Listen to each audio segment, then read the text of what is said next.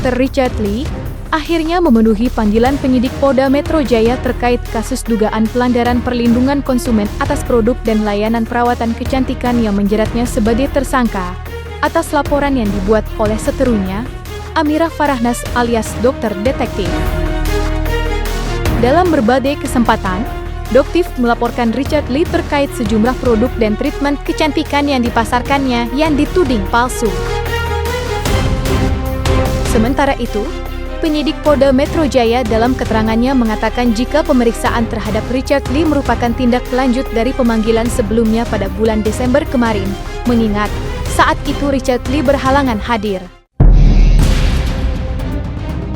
Seperti diketahui sebelumnya, Richard Lee sudah ditetapkan menjadi tersangka sejak 15 Desember 2025 dan kembali akan melanjutkan pemeriksaan di Polda Metro Jaya pada tanggal 19 Januari 2026.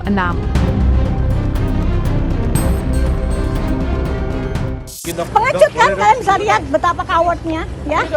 Doktif sebagai wanita hadapin dia lari tunggang langgang begitu menghadapi Doktif. Tapi di medsos, luar biasa kencengnya dia di medsos. Ya, dia dan babunya dia. Ini peringatan kesekian kali. Tadi Doktif kalian dengarkan ya, tidak ada kata damai, kalian saksinya sendiri ya tadi ya. Tolong bilang ke dia, jangan ada kata damai. Ya. Kenapa orang ini yang Doktif hadapi sangat manipulatif. Ya, kita tunggu dia untuk preskon di depan kalian, tapi dia tidak menghargai kalian.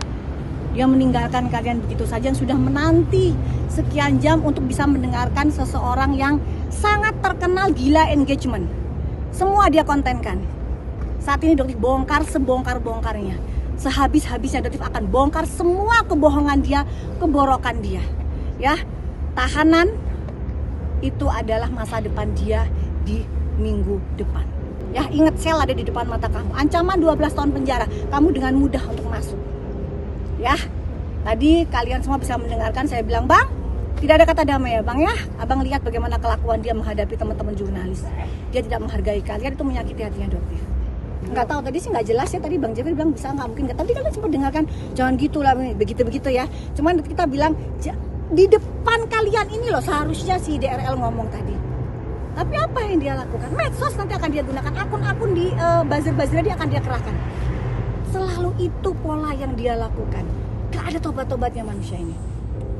Ya, jadi ya Bang Jeffrey, tadi Bang Jeffrey sudah dengarkan tidak ada kata damai ya. Kita lihat, kita lanjutkan ke persidangan saja. Insya Allah nanti kita lihat minggu depan.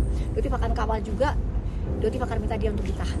Saya sampaikan bahwa saudara RL tadi hadir pada pukul 13 waktu Indonesia Barat.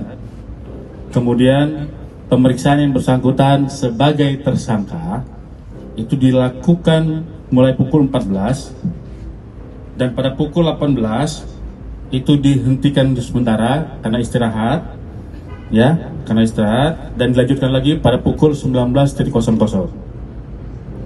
Kemudian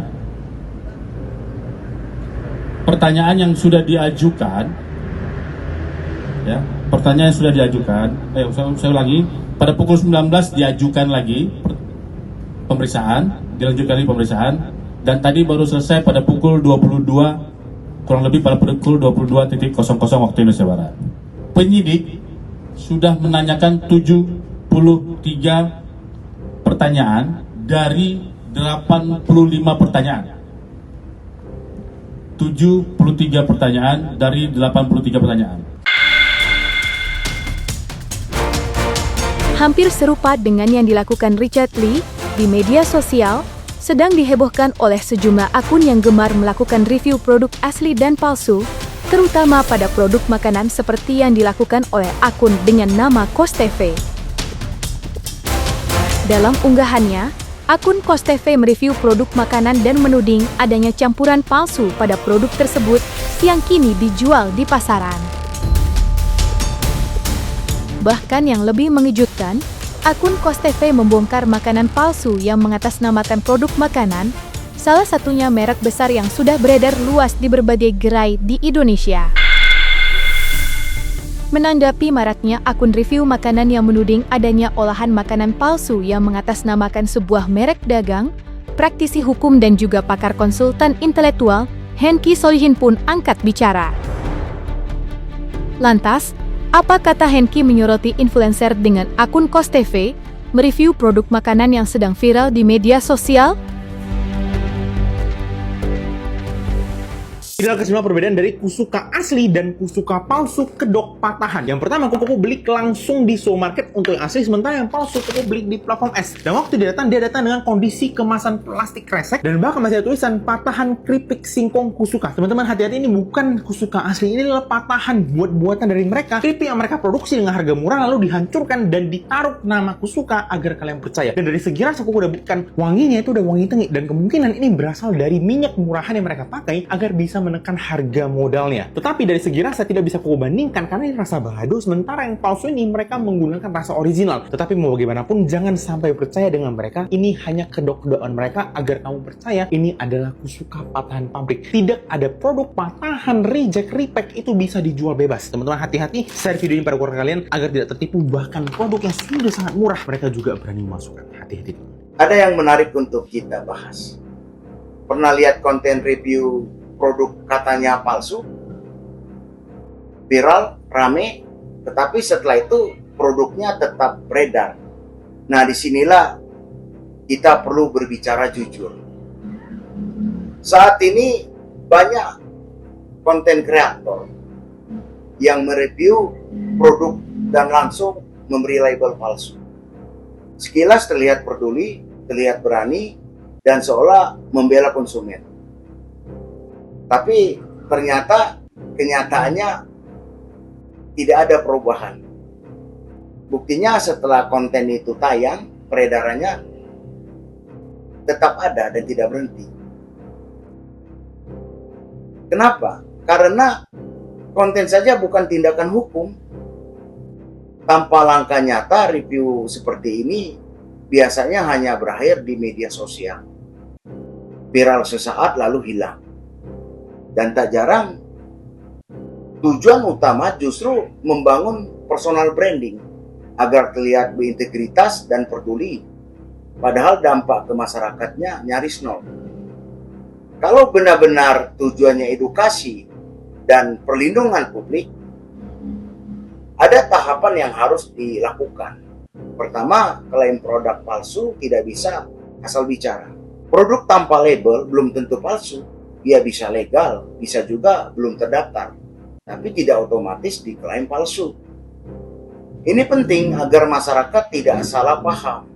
Ketiga, jika diyakini atau jika kita yakini produk tersebut membahayakan kesehatan masyarakat, sebenarnya siapapun berhak bisa membuat laporan. Bisa langsung secara otomatis ke BPOM. Nah, ini kan langkah nyata, bukan sekedar konten.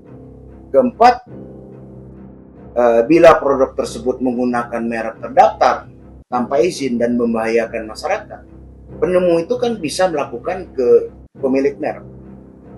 Dalam undang-undang merek, selama ini kan kita hanya banyak tahu sebagian itu hanya ancaman pidana dalam pemalsuan. Padahal lebih dari itu, produk yang dibajak itu membahayakan konsumen, bersifat serius di bidang kesehatan, itu bisa diancam dengan kurungan 10 tahun penjara. Jadi edukasi itu bukan sekedar membongkar sesuatu hal di kamera. Edukasi yang benar itu adalah konten yang diikuti tindakan. Kalau memang peduli pada masyarakat, gunakan jalur yang tepat, hukum yang benar, dan mekanisme resmi. Karena cara seperti ini jauh lebih produktif dan berdampak nyata. Jadi jangan sampai terkesan konten kreator ini hanya membangun opini dan menciptakan personal branding sehingga keterkenalan dia itu akan dimanfaatkan oleh dalam tanda kutip industri untuk mempromosikan klaim produk pada saat diproduksi, dan itu banyak kenyataannya di media sosial.